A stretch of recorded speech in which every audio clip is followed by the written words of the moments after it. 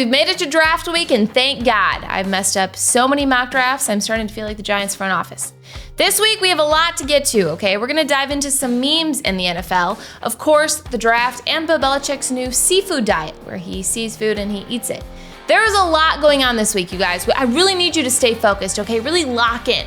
And just remember, it is always Vontae Mack, no matter what. From Wondery, I'm Agar, and this is The Offensive Line.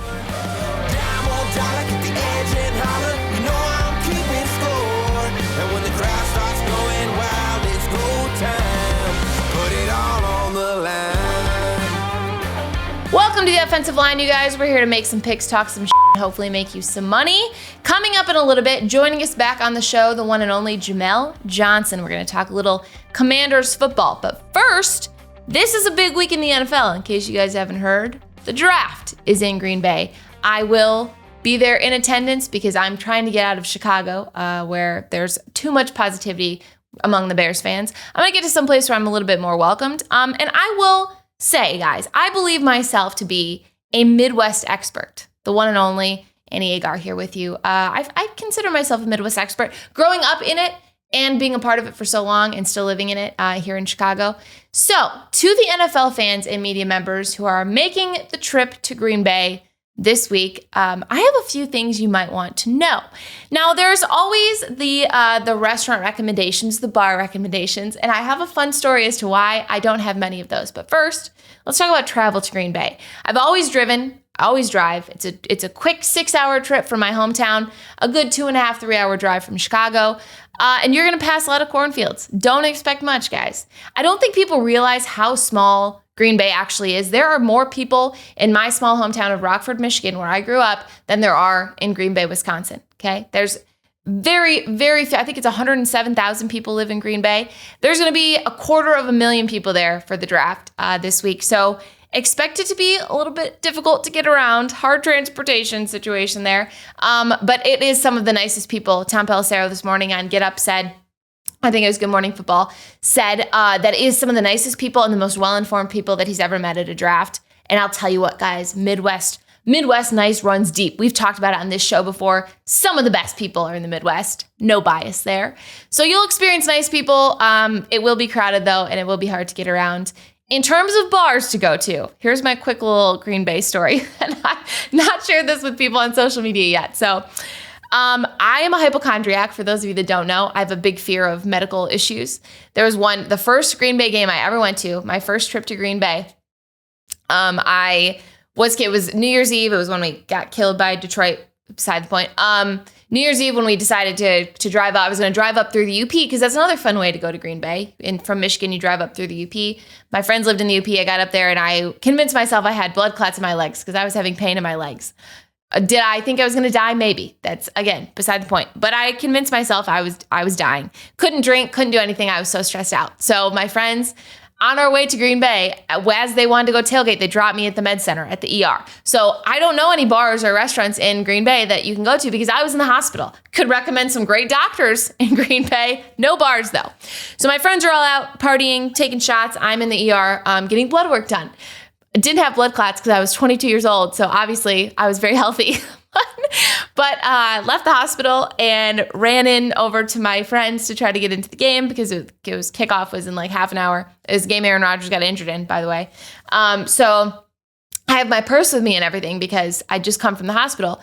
You can't bring a purse into Green Bay. Take notes, people. These are things to know. Can't bring a purse into Green Bay. So I throw the purse. I downed a shot, by the way. Priorities. I downed a shot and started walking into the field.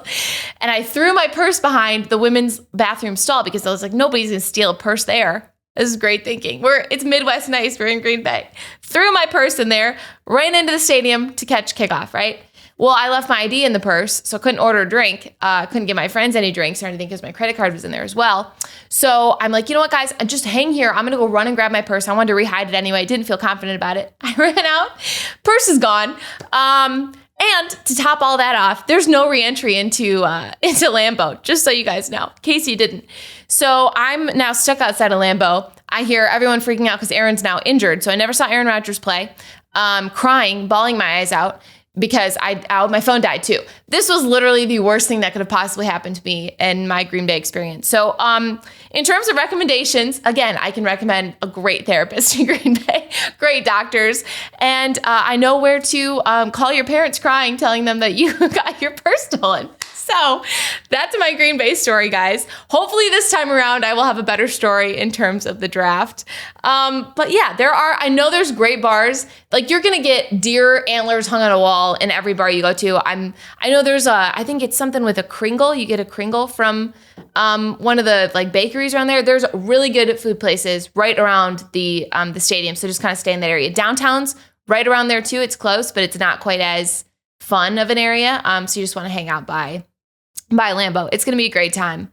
I'm so excited, you guys. It's like when you have something really fun happening in your backyard, that's how it feels. And it's literally in people's backyard. So just be prepared for that. Okay, guys, one last time before the draft, it's time to give a deep insight into the stars of this draft through intensive analysis. I know we've done this a couple times now. I did it with cereal, comparing the prospects to cereal, and I did it with Coachella acts, okay? These are the kind of insights you want to look to, not their vertical or their arm length for the O-linemen out there. We're talking good comparisons here, people. This is going to set you up to have the best mock drafts of your lives. So this week, in regard to the whole Midwest aspect that we're taking in this podcast episode, we're going to do Midwest meals. Now, I might have to explain some of these meals to you because you may never have heard of them before in your life if you're not from the Midwest, but they're game changers, let me tell you. Starting with Abdul Carter. You guys, Abdul Carter is the goulash of the draft.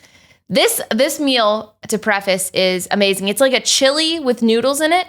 It's great, very hearty. So Abdul Carter and this meal, this is the meat of the Midwest meals, okay? It fuels the backbone of the hardworking Midwest with a ton of flavor, ton of spices, and it's a little added surprise with the noodles because you're expecting chili and then you get noodles in there. So it might not be everyone's favorite, but it should be. Next up, let's do Jalen Milroe. Jalen Milroe is the walking taco of the draft. I didn't think I'd have to explain this to people, but some people out there, my producer, shout out, didn't know what a walking taco was. So this food packs a punch, but it's also very good on the run. Remember, this is Jalen Milroe. Is it as good as the original, which is just a normal taco, not a taco in a bag of chips? No, probably not. It's probably not as good as the original. Next up, Travis Hunter is the cinnamon roll and chili of the draft, okay? This is a real thing. I know it sounds made up. This is a true Midwest meal. Chili and cinnamon rolls. Both have very different roles, but in order for it to be a Midwest meal, they have to be used at the same time. The sweetness of the cinnamon roll in contrast with the spiciness of the chili. It's almost like they're demanding to be used together or they won't show up at all. Next, let's do Ashton Genty. Ashton Genty is the Scotcheroo of the draft. I've heard of this meal or this dessert being called different things, but Scotcheroo is what we grew up calling them. It's a Rice Krispie dessert with peanut butter and chocolate. Now, there are a ton of Rice Krispie desserts out there, all right? But this one is true to the Midwest. It stands out. It's not quite like the other ones. This dessert can change a potluck, okay? We've seen it last year with the Eagles. One thing can change a specific potluck, a specific year. And that is the case with the Scotcheroo as well as Ashton Genty. And no one skips the Scotcheroo. Next, let's do Shedeur Sanders. Shedeur Sanders is the mac and cheese and hot dogs of the draft, okay?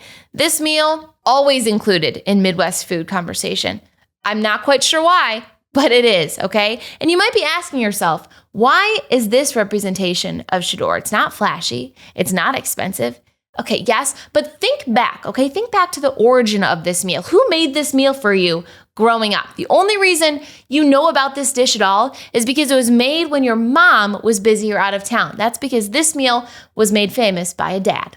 And lastly, Tyler Warren. Tyler Warren is the Snickers salad of the draft. Snickers salad, for those of you that don't know, is amazing. It has Granny Smith apples. It has marshmallow fluff, Cool Whip, sometimes walnuts, caramel in there, and then, of course, chopped up Snickers. So it basically has everything that's good in the world in this salad. Just like Tyler Warren can play quarterback, running back, wide receiver, tight end, whatever you want him to be, he is your Snickers salad. This is my Midwest reviews of the draft prospects. I think it's pretty adequate, you guys. I feel like I have to sell you on a lot of these meals because, like I said, if you didn't grow up in it, you won't know. But they are some of the best hearty meals that you will have in the Midwest. It's just the best, you guys. All right, guys, every year at this point in April, we've seen a ton of mock drafts, and even the best of the best only get a handful of picks right. But I think even I could get a few right. So without further ado, I am going to mock the draft. Starting with the Tennessee Titans. We all know it. They're going Cam Ward. It's pretty much locked and loaded at this point. I don't think there's any other option there. That is their future quarterback of that franchise, Cam Ward. The Browns at number 2, most likely going Travis Hunter. Again, it's locked in. Not much controversy there. Starting at number 3, this is where it gets a little tricky, okay? We might go quarterback. In my opinion, the Giants are going to take someone who will win the Eagles a Super Bowl in the next couple years. That's just a lock for me. Number 4, the Patriots. It should be a therapist to talk to Drake May after he gets forced to throw into triple coverage to Stephon Diggs for the 3rd time in a row. I don't know how that locker room is going to look, but a therapist would probably help them out there. Number 5, the Jags. Literally no one cares and no one knows, okay? By the time the 5th pick rolls around anyway, that's like a commercial break waiting to happen. We might not even hear the Jags pick. Do I care? No. Do they care? No. The front office doesn't even know what they're doing. They're probably going to go Mason Graham, but that's just because that's the first time they're allowed to draft a Michigan player because Trent Baalke isn't there anymore. The Jags know nothing, I know nothing, and we're all better for it. Number 6, the Raiders. Probably someone fast. It's Pete Carroll. It's the system. Not much there, just move on. Okay, the Jets, number 7. Again, some question marks here, but the one thing we can always count on, it'll probably be a bust. It'll probably be a bust, and they'll probably fly him out there to tell him in a couple years that they're moving in a different direction. But hey, his Madden rating will be great. And next up at number 8 is the Panthers. This one's easy for me. This is pretty self-explanatory. I would be drafting a translator just to understand Xavier Legette. Number 9 is the Saints. Literally, who cares? Derek Carr's probably going to block him on Twitter anyway. Coming in at number 10. My number 10 pick overall is the Bears. It's either going to be Ashton Genty or Tyler Warren. If it's neither of those, they're going to jump off a cliff. We may never hear from their GM or coach ever again. Good luck, Ben Johnson. That is my mocking the mock draft. That's hard to say. It's hard to think about, you guys. But, maybe I'll get a few right in there. All right, guys, coming up, we address the NFL meme problem with the one and only Jamel Johnson. Stay right here on the offensive line. All right, guys, welcome back to the offensive line. Just like his team, the Washington Commanders, Jamel Johnson is back, baby. Thanks for coming back on the show, Jamel. Thank you for having me. It feels good to be recognized. Did you like that little intro? Commanders are all of a sudden a team we want to talk about, which is wild. It's strange. I am uncomfortable with it, but I'm smiling through it all. That's the goal on this show, is to make people as uncomfortable as possible. So we're doing our job. Well, your Commanders went on a deep playoff run the last time we talked, and then they retooled for possibly what could be a Super Bowl run this year, Jamel. So I want to start there. And there are personal things that have happened in your life since we talked too, which we'll focus on. Starting with you started in a documentary, I believe. It's on Hulu right now. It's called Memes and Nightmares. It's a mockumentary wrapped around a documentary. Love it's like a cream-filled media. That's the kind of thing we like. I love that. Okay, let's talk about the Commanders first before we get into that, because there's lots to talk about. Obviously, it is draft week. Things are turning around for Washington. We talked before you came on the show that you might even watch with people this time. Like, you're not in the past 20 years of misery that you had. It's a good vibe around this organization, whether it's the Dan Quinn, the new GM, the new owner, like a lot of change going on. Jaden Daniels, kind of the leader of all that change. Your confidence in the Commanders. I want to start there. What is your confidence in this Washington team going into the draft? If I'm using a scale of wing sauce, I would say my confidence is medium. Okay. My confidence is medium. I mean, we've got some stuff. Everybody knows Jaden Daniels is good now. How much should we believe in Laramie Tunsil? Deebo Samuel. I mean, what wide receiver uses their shoulders more than Deebo Samuel's? Is his shoulders good? Do we have a running back? Where is Brian Robinson? Does anybody have eyes on him right now? So there's still some questions. It feels better than ever, but 1 year, I mean, come on, man. We've seen 1,000 teams make an NFC championship and disintegrate. Most of them were the Eagles. Yeah. But I mean, it took the Eagles like damn near 20 years to finally crack that.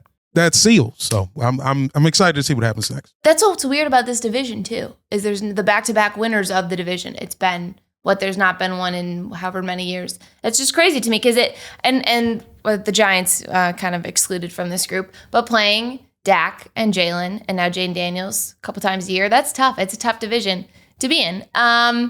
Okay, so off-season moves, there were quite a few. Like you mentioned a couple with Debo and obviously like Bobby Wagner or Zach Ertz. You guys re-signed a lot of guys. Like what was maybe the most, maybe not standout, but your favorite off-season move? Do you have a favorite that your team made? Re-signing Tress Way, our punter. What a guy. What a guy. He's maybe the backbone of that team. I met him when I went to Washington's. He's a great, you guys, everybody laughs at this though, but he might be the personality of that whole team. I got more content out of him in the 5 minutes I talked to him than literally anybody else on that team. Granted, I was talking to Carson Wentz for half of that. So, listen, Thank you, the drop off from Carson Wentz to Tress Way was wild, guys. Wild. I mean, if you were talking about crazy hats, I think Carson Wentz would have been the guy, but how often do people want to hear about hats? Right. Just like they don't want to hear about Carson Wentz. I get it, I totally get it. Okay. I mean, personality hire Tress Way. 100%. He is one of our best players. I like the veteran presence. I do too. I love that. Isn't he a Pro Bowler? Yes. Yeah. He was our only Pro Bowler for several years. Like 3 or 4 straight years, he was the only Pro Bowler. So you guys laugh at retaining him, but it's personality hire is true and talent wise. Okay. In terms of this draft, I know we have a million mock drafts out there, and I'm so sick of mock drafts. I said this last year. I've done so much of my own research. I feel like Aaron Rodgers. If you had to pick someone, who would you want the Commanders to pick? Do you have someone in mind for them? I mean, with the way players are moving around, with the way NIL works, it's hard to put a name on it. Yeah. I'm thinking position, and I'm still thinking offensive line. Please, featuring Annie Agar. I'm thinking offensive line.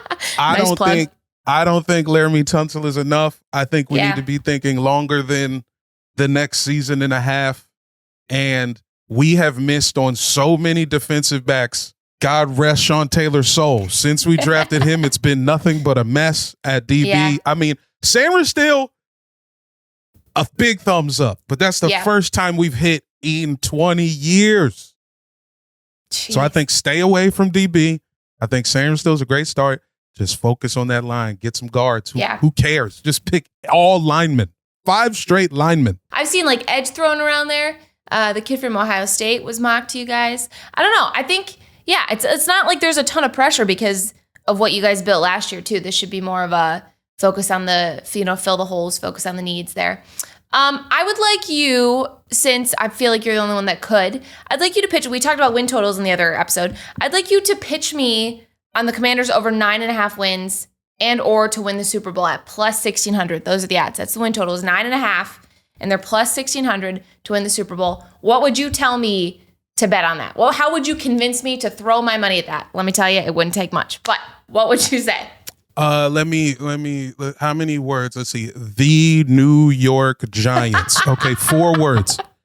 4 words. As long as the Giants are in hell, that's 2 free wins right there. And we'll just take the momentum and ride all the way.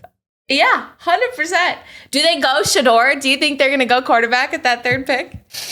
All right, we got to talk about the Giants for just a hot second because they're just, there's like 50 feet of crap and then the New York Giants in that division. Terrible. It's terrible. With 2 of the, signing Russ and Jameis, and then if you bring in Shador, it's like, is the plan that Shador's going to mentor them? Look, Jamel, they will have 500 motivational speeches and 4 wins next year. It's going to be great. They're going to be locked in despite the win total. 100%. 100%. Malik Neighbors is going to put up numbers. Like whoever drafts him in fantasy, you guys locked in because that's going to be great. But the team as a whole, terrible. I mean, I guess I'm hoping they don't draft Shador. So that means we can walk away with Malik Neighbors once his rookie deal's done. Oh yeah, I know. Jaden wants his guy back. The Giants are great at distributing players to that division. Exactly. You know, Which if there's used to be one us. thing they do well. Right. That's a great point. Finally. I'm glad they do you enjoy rooting more against Dallas or the Giants right now? It could have changed over the years, yeah. But right now, truly it is the Giants because the Cowboys have been beaten within an inch of their life in terms of just like motivation and stuff. So it's really sad, honestly. And the DC area is like 40% Cowboy fans. Yeah. So it's like you're eventually my uncle is a Cowboys fan, and it's like, what am I going to do? What am I going to do? Am I really going to like yell at him about how bad the Cowboys are? I think he knows by now. Right. That's a great point. The Giants is something that we can both unite against, and they are ass. So it's like fun. They're always going to be worse than both of us. My focus is there right now. I love it. That's exactly how I kind of felt about Detroit being in the NFC North. Like you just kind of felt bad for them, and it wasn't fun to make fun of them anymore because they were so destitute. But now we get the Giants, which is great. Okay, let's transition from your team success to a little bit of your success. We mentioned it before we started talking about the Commanders. Memes and Nightmares. First of all, great name. I absolutely love that. Thank you. The whole process, but how did this come to be? I just want to know the background of this. Okay, so it came about, it starts with Josiah Johnson, the king of NBA Twitter, himself. This was him. He was the number one on the call sheet on this thing.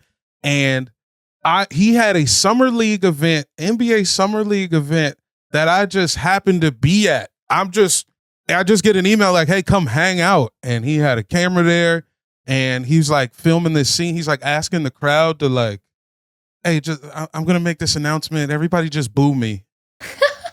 And then next thing you know, like a year later, now I'm in this movie. And now they're using the footage from like the way things came about was so like it was just like serendipitous, man. It was just everything lined up crazy. This is also like this is one of the first big like productions after COVID for a lot of the people working on it. This was 2022.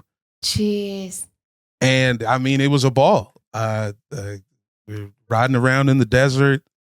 I got to wear a Lakers jersey, which I would normally never. I would never put that type of stuff on my body, especially but it's fun as of late. Especially, yeah, fun to pretend.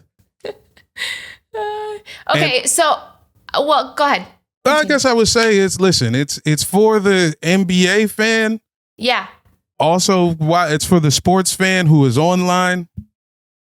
If you're either of those, I think there's something in here you can enjoy. Exactly. And that's the point I want to make because NBA Twitter, man, let me tell you, there's a whole side of Twitter. And I know people talk about like, oh, you're on this side of TikTok. You get these videos on TikTok. There is a NBA Twitter and an NFL Twitter. And correct me if I'm wrong here, Jamel, but they are extremely different.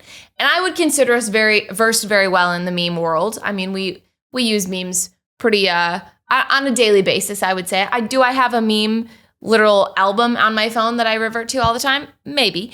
But they're very different. And what are your thoughts on the difference there? Explain maybe to people that aren't as deep into it as we are, what the difference between NBA Twitter and NFL Twitter is. Because I know a joke is going to land on NBA Twitter compared to if the same joke might land differently on NFL Twitter. NBA Twitter has gotten into the fabric of just like pop culture.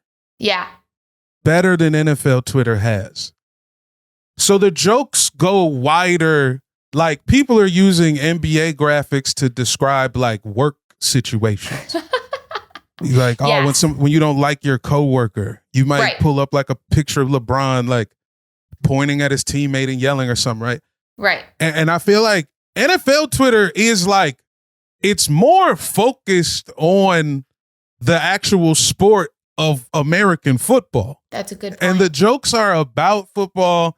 And also, the press is, I feel like there's crazier interviews. Like the NBA doesn't have anything like Jalen Ramsey. Yeah, that's a good point. There's no guys like that in the NBA who are like, you can't get an interview from them after they lose a game and then be like, who do you think got bothered? What do you think it? You tell me who lost the game.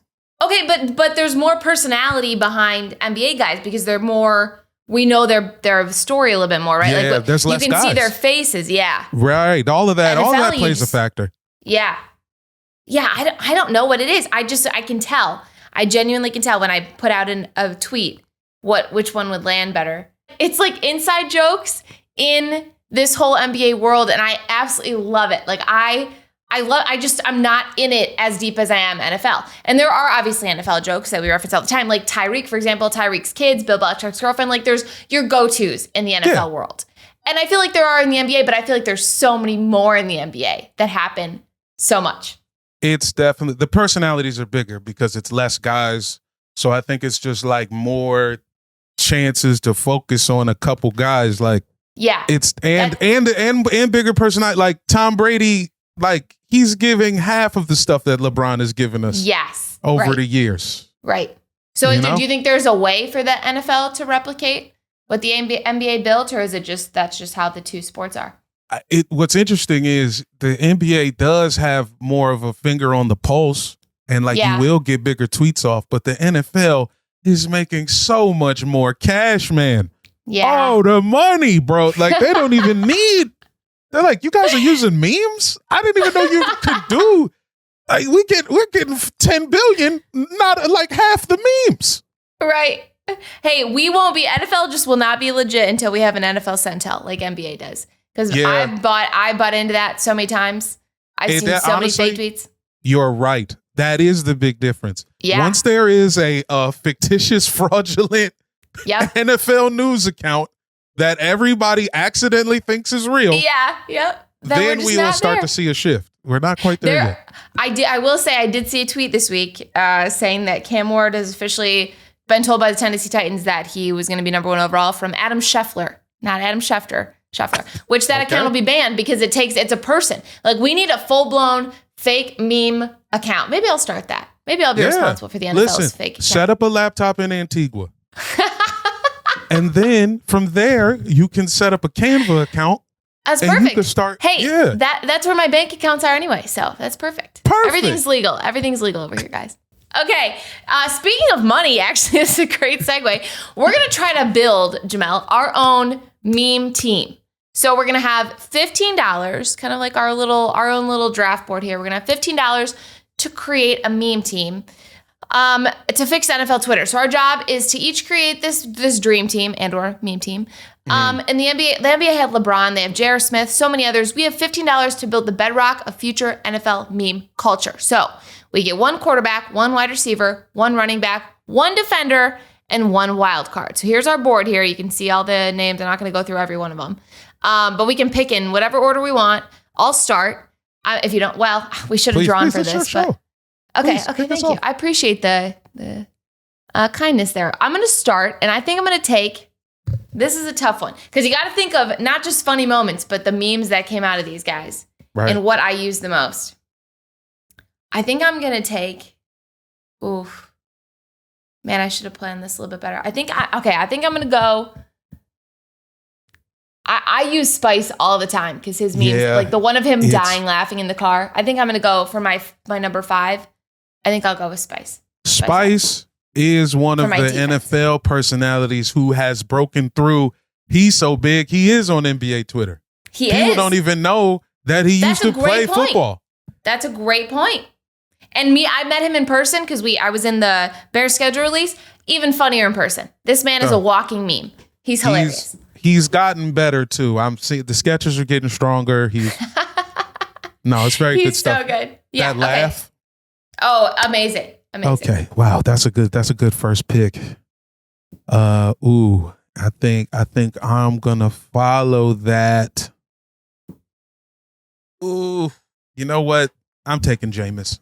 That's a good one. I can't say no. I mean, truth be told, I wonder if Jameis is being a little too silly. Like him at the Super Bowl asking who to play for, and Saquon's like, go to the Giants, I guess, dude. Like, what do you want me to say? And now he really is on the Giants. It's the jokes just write themselves. It's too goofy, but it's a great place to start. I have to ask, did you see the lobster dance recently? He was dancing. Yeah, I saw the lobster dance. It's ridiculous. It's ridiculous. It's ridiculous. Okay, I'm gonna take for my $4 one. I think I'm gonna go, and this is like Jerry Jones, great for content, but not necessarily memes. Like I don't think I use him for a meme. So I'm gonna go with Will Levis because that last year was just great. The content, and it's you. I can use it again this year. Like if a guy throws into triple coverage and or throws an interception literally to the D lineman that's right in front of his face, Will Levis. It's a perfect meme. So I'll go Will. He is probably the future of NFL memes. I think that's a good point. I think dumbass interceptions can cross over into many different fields of understanding. Right. You'll appreciate this because now we're not referencing Carson Wentz anymore. Now it's a Will Levis meme. Thank God. You know, stupid interception, you think Will Levis. Okay, your turn. Your pick. Man, it's tough leaving Russ there. Yeah. I might end up trading some stuff for Russ. But let's see. Okay. Next up for me, I mean, shoot, I think I got to go back. I think I got to take it back to the foundation. I think I'm going to go with Ocho. Okay, I think I'm going Ocho Cinco at wide receiver because Ocho he's got good old footage. Him with the signs. Yep. That's true. These travel well. Plus, he is into the new millennium. So there's like a lot of those graphics, those images were just his picture and then a quote of his. That's true. Those are amazing. Those are always really good. Him the just out of context quotes, those are my favorite sometimes. Yeah. A completely out of context quote from Ocho Cinco talking about taking a girl to Wendy's. Yeah. I love it. Yeah, I'm good at that. Okay, this is a tough one. And you said Russ. And I would have on any other board, in any other category, I would have gone Russ. But Bill is also in this category. And as of late, man, I can't pass up the Bill Belichick memes. They are his girlfriend on the airplane on his feet. I can't get it out of my head. It's burned into my brain. Same with the lobster recently, which we'll talk about later in the show. But I'm going to go with Bill Belichick for my $3 pick. Okay, your turn. I think I will be using that picture of Bill Belichick where his girl is the mermaid. Yes. And he's in the fisherman suit. That will be reposted by me every year. Absolutely. Yeah. Absolutely. Fishing for recruits. Yep, that'll be used. Yeah. Okay, you have $3, $2, and $1 left. Oh, this hurts. Oh, you know what? Okay, I'm gonna go with Jamal Williams. Yeah, that's good. Give me Jamal Williams. Listen. Oh, I forgot about all those memes. Those are great. Yeah, listen. He's got great quotes. He's got great memes. He's really angry in a post game. I think that's the stuff where he's like, I just want to go home and watch anime and pet my cat. Yeah. Come on, man. That's for the girlies. That's for the girly pops. We could go a lot of different directions with that. That is a great one. Okay, I have $2 and $1 left. The $2 one, this is a tough one. We've got Andy Reid, Manti Te'o, Derrick Henry, Dez Bryant, and Aaron Rodgers. Aaron Rodgers, I say all the time. I use his memes all the time. However, Derrick Henry's stiff arms I use those a lot too, I feel like. And his ass was on national television last year, and that's pretty funny. I'll probably be using that again. I'll probably go Derrick Henry on this one. That's kind of a sleeper pick. I didn't think I'd take him there. I thought I'd take Aaron for sure, but this is one that I think I used this. I think the stiff arm in Buffalo, maybe. Yeah. You know what I've been doing on my story? I've been doing my own. I've been doing like create your own memes. Oh, I like that. With like a reel, and then I'll put two little text bars up at the top and the bottom. And people have been thinking that those are real. They're thinking that the team is posting these. I'm like, dog, there's no way. Like, I'm talking about buying condoms. You started your own trend on social. Yeah. I've been trying, man. That's amazing. That is amazing. Oh, you might get blocked by the NFL, but that's okay. That's all right. That's even funnier that way. Listen, Derrick Henry's play is perfect for some create your own memes. Running through the buffet, the China King buffet. Oh, yeah. All right. You have $2 and $1, I believe. I feel stuck. I mean, I'm taking Manti Te'o. Yeah. Just because representation matters. You know what I'm saying? Listen, I've tried to date a robot. I have. Wow. Jamel, feels like there's a story there that we need to dive into. Honestly, it was this whole thing. I was in Seattle. I was on Tinder in Seattle, and then this bot tried to get me to come to like a hotel. But I knew it was a robot because they kept saying that they were watching South Park. One word. Oh, Lowercase. Everybody knows that's not. And I was like, That's nice. this isn't a person. Tinder strikes again. We were an episode of Dateline. Jeez, Jamel. That'd have been scary. Scary ending there. Okay. You took Manti. All right. Number one for the, not number one, for the dollar amount of $1. I will take, this one's a tough one because Big Dom was very meme-worthy. We have Tom Brady up there, but I'm going to take Kadarius Toney, I think. I made so much fun of Kadarius Toney, who now is a rapper, by the way. He's retired his NFL career to be a rapper. You just can't make that up. The memes will keep coming from Kadarius Toney. Honestly, I might repost that after this with the caption, when I quit UPS. When I quit working at UPS, I did think I was going to become a rapper. So I think we all did at one point. Yeah. Like, we all were going to have music careers, you know? There is there's a great clip that I don't see much of. My guys at Sorry We Love Football use this all the time. It's, you know the one where they ask him, he's still on the Chiefs, and they're like, "Who's your favorite teammate?" And he goes, "Pat Mahomes." and then the person with the other mic goes, "Ooh." Yes. Yeah. I've not seen that used in forever. Oh, I love it. Yeah, that one's one of my favorites. There should be like a vault of Kadarius Toney memes and video usage that we just don't use anymore, because I know there's a ton of it out there. It's right next door to the Disney vault. It should not be that close in proximity. I feel like there's a lawsuit waiting to happen. I'm like, damn, next door seems so close to put the Kadarius Toney footage. But that's what I heard. I heard it was next door. Oh, shit. Oh, man.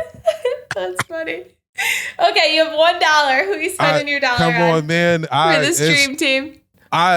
And when you ask me if I hate the Cowboys or the Giants more, I hate the Eagles the most. Oh, yeah. 100%. I hate the Eagles the most. That's why I picked up the shoe. I'm just thinking about kicking just a Philadelphian. If you guys can't see the visual here, Jamel's holding a shoe with the camera. I'm going to kick a guy from Delaware County so hard. But before that, I'm drafting Big Dom. Come on. Yeah. Big Dom is also for everybody.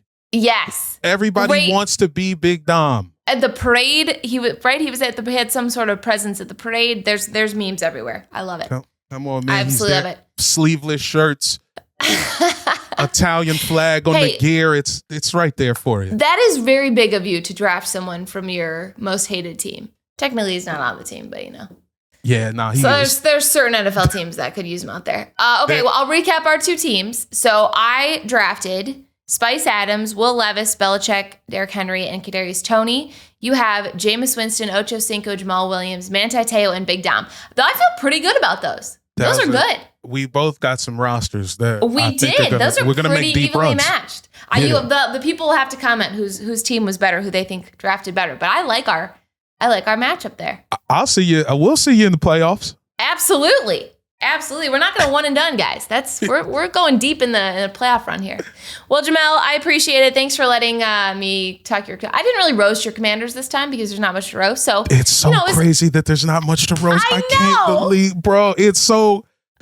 Your therapy bill this year is going to be so low. It's crazy. When we actually go 9-8 this year. Yeah.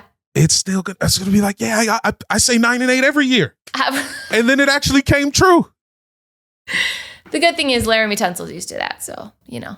Right. He's already prepared mentally. Right. Yeah. Well, we appreciate you. Hopefully you'll come back on again. We'll see how our meme team does. In the meantime, you guys, check out Memes and Nightmares. I've been selling it to people as an off season. Everybody's like, hey, Memes and Nightmares. I'm like, listen, just get through the playoffs. Yep. And once your heart rate slows down, throw on some Memes and Nightmares. Because there's one thing at a time, people. Exactly. Now I'm going to get through the draft, and that'll be my go-to. So I appreciate it. You are the best. Thanks for joining us. Stick right here on the offensive line, guys. We have lots coming up, including some of the wildest NFL draft predictions from a very unlikely source right here on the offensive line. All right, guys, welcome back to the offensive line. Guessing what is going to happen in the NFL draft is a pointless exercise. We've seen it year after year. The human brain cannot predict chaos like that, okay?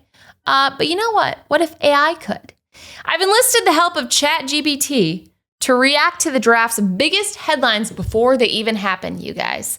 So let's see what ChatGPT thinks is going to happen Thursday night, starting with the number one headline. Aaron Rodgers retires mid-draft, stealing the spotlight once again. The 2025 NFL Draft is rolling along, and suddenly, in the middle of day one, Aaron Rodgers announces his retirement via an unexpected Twitter post or press conference while the draft is in full swing. Am I surprised? This is probably the most realistic thing AI has ever put out. I would not be shocked, you guys. He has controlled my offseason for the past however many years. Remember the first time that he was talking about the whole trade situation and what his future was with the Packers was on draft day or the day before. It's always been about Aaron. You know what? Well, it could be on McAfee. It could be a Twitter post. I would not be surprised. Good job, ChatGPT. You are sticking with the trends. Okay, let's do another one. What if the Packers draft a first-round wide receiver? I feel like ChatGPT is coming for me with these, okay? We can stay away from the Packers here. In total reversal of tradition, Green Bay actually takes a wide receiver in round one. Luther Burden III or Emeka Egbuka, Jordan Love gets a wide receiver one, and the Packers fans are emotionally unprepared. You know what? I did not expect to get roasted by AI today. That really sucks for me. This is how I know it's AI, because this probably won't happen. This has never happened in my lifetime, you know? So, not loving that. Not loving that. I get the joke. I get Christian Watson and all that. It's not funny, AI, okay? So take it somewhere else. Let's do another one. A draft day stunner. The Chiefs reunite with Tyreek. In the biggest twist of the night, Kansas City trades into the first round, sending their 2025 first, a day 2 pick, and a player, maybe a DB or defensive end, to bring Tyreek Hill back to Mahomes. Andy Reid smirks, Twitter breaks, the league cries. This would be mass pandemonium, you guys. Could you imagine? I think it would be hilarious. I think it would be absolutely hilarious. This one I'm on board with. Absolutely love it, AI. 10 out of 10. Well done. All right, let's do another one. What if LeBron James' son is drafted by the Browns? Not Bronny. Okay, the other one. Bryce Maximus. He switches to football, runs a 4.29, and declares. The Browns ignore all scouting reports and take him to pick number 9 as wide receiver 1. LeBron shows up in a Browns jersey and instantly becomes GM. Again, not that unrealistic. The Browns have done a lot worse. No, they've done a lot better, probably. You know what? It is the Browns. I would not put this past them at all. It's LeBron. Anything attached to LeBron, maybe just the name, Browns would be like, hell yeah, I'm in. I would love that. That's 10 out of 10 once again. ChatGPT is just not pulling out all the stops here. All right, let's do another one. What if an international prospect from Mars is drafted? NASA leaks that an athlete from a foreign gravity zone has entered the draft. He's 8'3", runs a 2.940, and drinks liquid nitrogen. The Raiders take him at number 3, calling him a raw prospect with unlimited upside. Honestly, this sounds a lot more like the Packers pick because he has some question marks around him. Seems like something we need to fix. That sounds like a Packers pick, but I love it. You guys, I absolutely love it. Space is a great place for people like Katy Perry, so why would it not be for an NFL prospect? And lastly, Annie will give the best reaction to a shocking trade. If a huge trade goes down, say someone trading up for a quarterback, Annie will have a live reaction that's pure gold, wide-eyed, dramatic, and instantly memeable. You guys, that one is 100% true. If you saw any of the memes the year that we traded up for Jordan Love, you would know. You would know that that's a true statement. That was a tough year. It was a tough year for me. Obviously, it worked out in my favor very well. But the memes were flowing, especially the one of the dog sitting in the fire saying, I'm fine. That was a very overused meme that year. Those are my AI. That would be hilarious if any of those happened. You heard it here first, you guys. Not to predict the future or anything, but the offensive line knows. All right, let's get into one of my favorite segments of the show. No offense. This is a safe place to get things off your chest. And man, do we have a good one this week, you guys. We mentioned it briefly in the show earlier, and I have a lot to say about this. No offense, but a grown-ass man, especially one of the greatest NFL coaches in NFL history, should not be eating food like a 6-year-old, okay? I don't know if you guys saw this, but recently a picture was posted by the one and only Jordan, his lovely girlfriend, of a fruit cut in the shape of a lobster that she was feeding Bill. I can't make this up, you guys. This is just offensive on so many levels. And you know what? I have a proposition for you guys, okay? This has just gotten way out of hand. This has just gone too far, and it's gotten me to think, What if this isn't Jordan? Okay, you're telling me the man who was smart enough to spy on half the NFL, okay, he's now not behind a lobster-shaped strawberry? Really? He doesn't have that kind of capacity, that kind of range? This is Bill, okay? The fisherman mermaid costume, you're telling me that wasn't Bill? Bill's not behind all of this? He is putting this as a front, having Jordan just access him to social media, but it's all Bill. This is not Jordan, you guys. This is the man that we know, love, and hate, Bill Belichick. He's behind it all. He's just planning his next attack. Bill and his crustacean-shaped produce, these are the reasons that I have trust issues, okay? Because I don't trust Bill for a second, just like the rest of the NFL shouldn't. And now college football. Don't give me the Jordan stuff. I'm riding with Bill. He's still just as clever and sneaky as he always was. Just the fruit got to me, guys. That's just, I don't even cut my fruit up like a lot. I don't know. There's some issues there. Deep dive in there. All right, that's it for this week of The Offensive Line. You guys be sure to follow us wherever you get your podcasts, and you can watch our full podcast episodes on YouTube. Make sure to subscribe so you don't miss an episode. I will see you guys next week. Enjoy the draft. Good luck to all those involved, especially my Green Bay Packers. Actually, might not be back next week, depending on how the draft goes, but we'll see. TBD. In the meantime, I will be watching Draft Day and enjoying my life. As always, I will see you guys next week, and Des didn't catch it. Damn old dollar, get the edge and holler. You know I'm keeping score. And when the crowd starts going wild, it's go time. Put it all on the line.